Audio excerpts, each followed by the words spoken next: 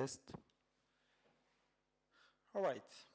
Uh, this is a video by Brian Davis, and it's a talk about extending the Ansible Playbook for training.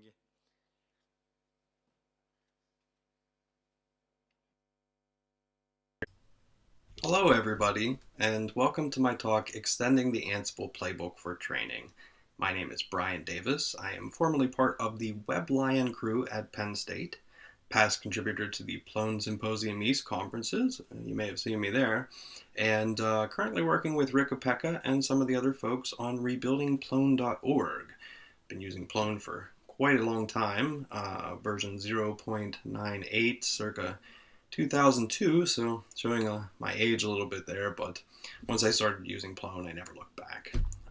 Sorry I couldn't be there with you in Belgium today, but I learned a trick at my last conference because like 3 people started their presentations this way, so I thought maybe I could try it and see if it worked for me. So what I want you all to do right now is close your eyes and picture me being there in Belgium with you. It's like the same thing. We'll be okay, I hope.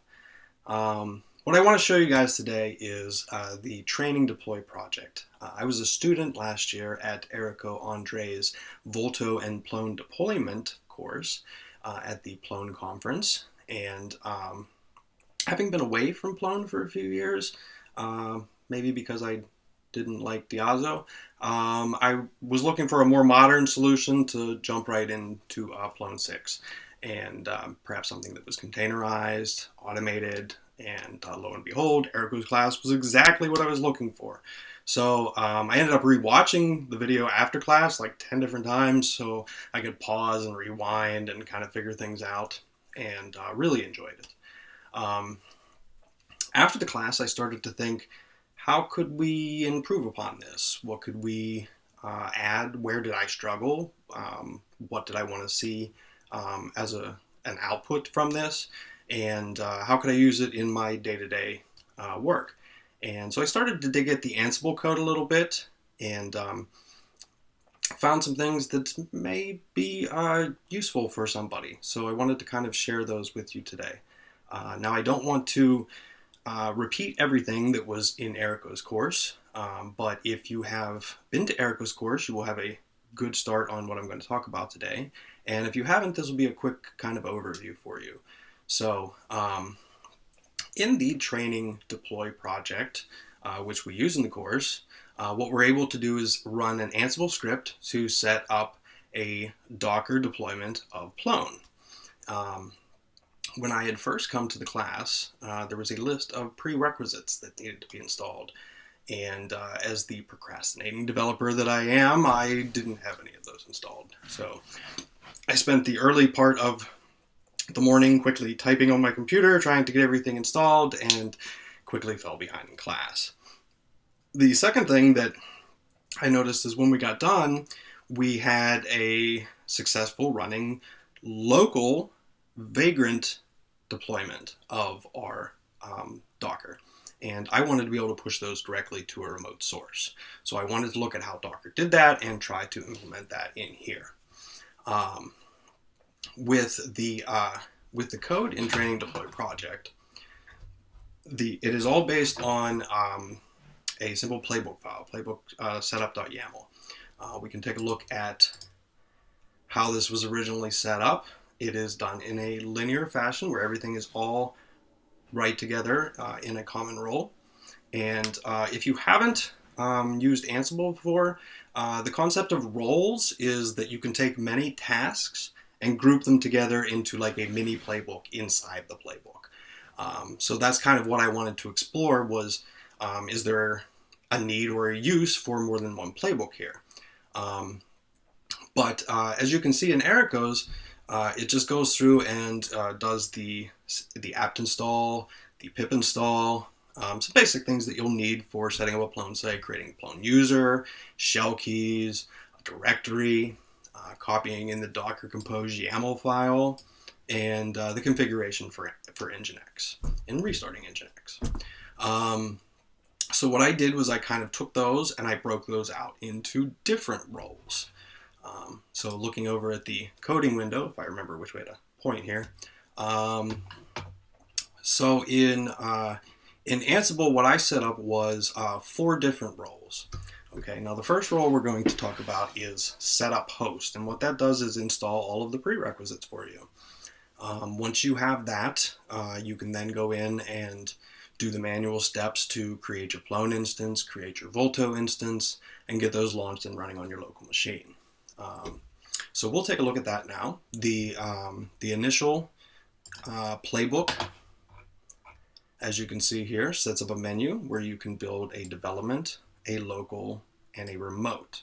Okay, and once you choose one of those menu items, it calls one of these 3 roles: setup host, setup local, setup remote. Makes sense. Okay. There are some other things here in the initial playbook, such as gathering some host facts from the host file. The host file is where you keep basically all your login information, any access that you would need to any of the computers. So, so your shell port, your host, your Ansible user, and your shell keys. Now, if you don't have shell keys installed, you can use something called Ansible Shell Pass, which will allow you to type in your password manually. However, once you run this script for the first time, it will install shell keys for you, so you won't need it after the first time. But if you already have shell keys set up, you can go ahead and just link to them here, and then it will call them in that other script. Now, hostfax is just set up to run on the VM Ansible host. So if we look back here, we can see that it does, in fact, set up the shell keys, figure out what the host is, what the user is, and then create a vagrant provision if we choose option 2, which we're not. So, so that gets us through the initial playbook. We'll go ahead and launch this. Now, when you first start, there is a make setup and a make clean. So the make clean just deletes, we can take a look at that here. The make clean just deletes some directories if you've previously run this script before, so you can start with a fresh environment. And the make setup just calls the Ansible executable. Okay, so what I've done is add a make install that goes ahead and runs the playbook against the server. So we're going to go ahead and make install. Okay, and first it's going to ask you for a become password. Now this is just your sudo password that you'll need for heightened privileges later on. So we type that in. It'll ask you for a node password. This is the password for your remote node. I have that in there in case you don't have the shell keys set up. Okay, and then it gives you those 3 menu items that we saw earlier. Okay, now what we're going to do is we're going to call the setup host role. So the setup host role goes ahead and does some things to your local machine, such as installing curl, installing node, Python 3 dev, Docker's GPG keys, connecting to the Docker repository, installing Docker Compose, and then also creating the Docker group if it doesn't exist, and adding your user to that group. Now, normally you would have to log out and log back in, but we can add another task to this playbook that just says reset the shell connection so we don't have to log out and log back in. What you will also see in this file is setting up the local environment for local deployments. So downloading VirtualBox, downloading some libraries, some dependencies. It will also need to set up your Linux image and your Linux header for the kernel, which I'm not going to do the local install for this one. I'm actually running on a Raspberry Pi, so grabbing the headers and the image for that were a little different, but this should give you a good example. You also want to install VirtualBox here and load the VBox driver kernel module. Okay, so so yeah, we can go ahead and run that. We just press 1, and you can watch all the pretty colors scroll through the screen. Now, this is going to run a lot faster on my computer than it will on yours because I've run this before. This is kind of like one of those TV shows where they bake a cake beforehand and then they show you the cake afterwards so that they can speed up for time. I've baked some cakes earlier. I've run this earlier, so it does run a little bit faster. But you can see it's going ahead and it's downloading the node, installing curl, everything that we just talked about. And when this is done, you will have a local environment ready to go. Okay. Now, a lot of this is similar. Like you see, we're installing via apt and via pip and stuff like that. A lot of this is similar to Kim's Plone in the box, where you're doing all of this through a make file. Okay. I've used Kim's Plone in the box before. It works great. This is built in a stack script that you can push directly to Linode. And as you can see here, it's the same kind of idea. We are apt-get installing the things that we need. We are setting up Nginx. We are setting up the Docker Compose YAML, restarting Nginx, running the Docker Compose up, things like that. How this differs is that in using this Ansible playbook, you can actually create 3 levels of development. So you can set up a development server, a staging server, and a production server. I like to run the staging on the local, push the remote to a production, and then use my machine for development. This way I can install a new theme, install a new package, without having to touch my production environment, and then just push when I'm ready. So, so you can see our playbook is all finished here now. So we have the local environment installed. So the next step is that we're going to go ahead and do the manual steps that are found in the documentation, right? So this is just setting up our back end, setting up our front end. So we cd into the back end directory. We do a make build. I will mention to you here in the backend make file that this does a @docker build image name Docker file. Okay, so if you're installing on a Raspberry Pi, this is on an ARM64 architecture. So if you want to push it to an AMD 64 architecture or an x86 architecture, you need to do a multi-arc build. So there is some documentation on how to do that that you can find online. You'll have to set an argument, yes, and an arch argument, and declare that you want to build it specifically for the AMD 64 architecture. So we're setting up our Plone. We're CDing into backend and make a build. It's going to go ahead and build that Plone instance now, and then we run make start to launch it. We go in, we do our normal Plone setup, adding a site, adding default content if you need it, and then we'll stop the process. Now, if you don't want to set up that default content, you can also just import an old database at this point. Now's a good time to do that. If you're installing any kind of theme, you'll want to do that in the next step, installing like a Volto theme or something. So once we have that, we move into our front end setup, and the first thing, the npm init yo plone volto. I've had better luck with the yo plone generator, so I've been using that recently. But it just asks you what you want to call your setup if you want to install any add-ons. I think in the docs here I have to install Slate, but I think Slate is installed by default if I'm not mistaken. So if you don't want to install any add-ons, you could just say false.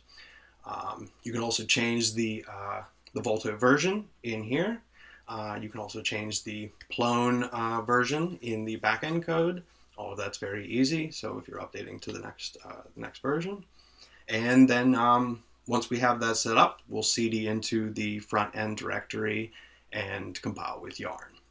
Okay, now again, I have that previously done and ready to go because that does take some time. And then what we do is we make start images for anything we want to run local, make release images for anything we want to run remote. Okay, so to deploy. Now, to deploy, remote and local are pretty similar, right? So we can use some similar files. So this is where the fourth role, you may have noticed there was 3 menu items and 4 roles. This is where the fourth role comes in. So this is setup client, okay? This gets called on either local or remote. And this does the basic setup of your Docker container. So this is installing packages like Nginx, pip installing packages like Docker, okay? Creating the Plone user, creating the project directory, the same thing that we saw in Erico's initial setup, copying in the configuration.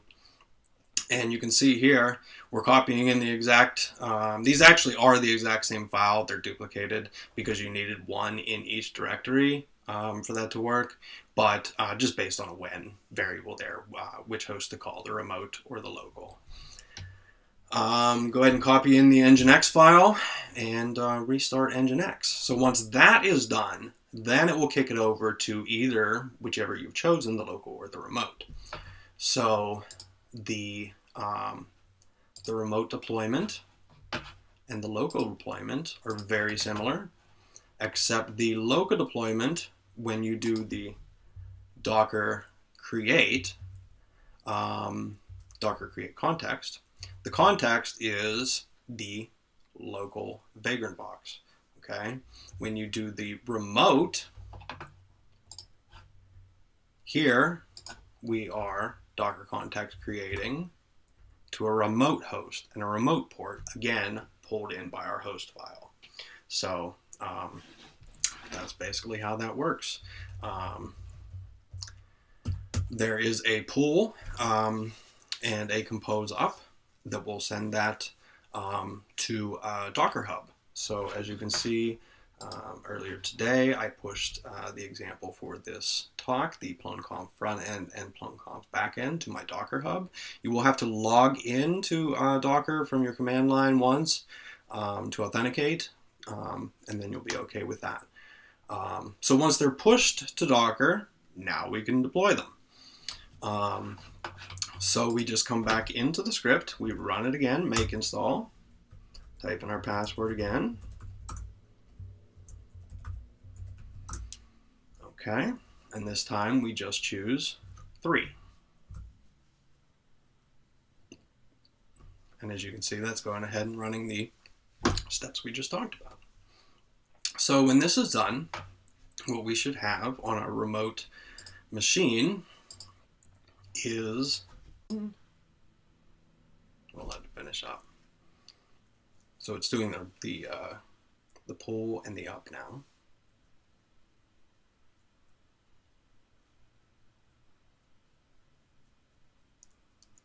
And there are a few things that you should watch out for here. I had some issue with the order of an install in the script, so I think I have everything in the right order, but take a look at that. As you can see, it's finished now, so I think we're good. We log into our remote, and as you can see, 31 seconds ago, 36 seconds ago, both of the Docker containers were launched. So yeah, that's it in a nutshell. Like I said, some of the issues I ran into, the hardest part was kind of figuring out the order of install. Some things needed to be installed before the Ansible script ran. We can look at that in the main make file here. You can see I installed Python 3 virtual environment, pip, shell pass, just in my local machine to be able to run the Ansible. And then figuring out where exactly to put things in the Ansible script.